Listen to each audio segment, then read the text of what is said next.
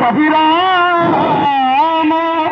భవ్య గుణధామ పావని దివ్యనామ వర్కగులాది సోమ రామాయ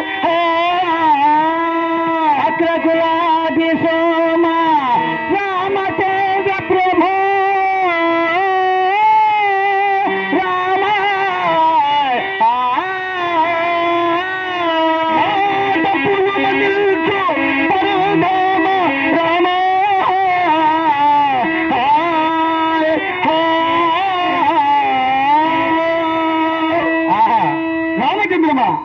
ఇక్షాకు దిలిక పక్కేంద్రహణ మాయాపురివాడిగా మార్చి మర్దన మందరో దారా వెళ్ళడం జన్మలేదు కదా నన్ను పిలిచిన కారణం ఏమిటండి?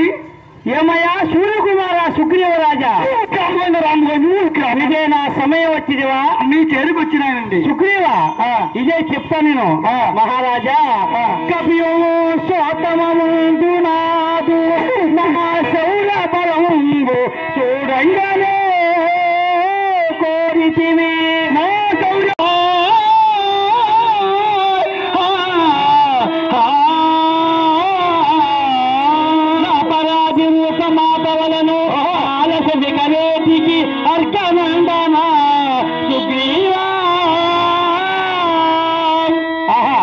ఏమన్నారండి? ఏమయ్యా సుగ్రీవ ఇయా తోయిన ఏమని పలుకున్నాం మొదటి దినమున ఇయా తోయిన నాకిచ్చిన మాట మర్చిపోయి ఈ కిష్కింద రాజ్యము రాజమదన మత్తులో వేస్తున్నావు.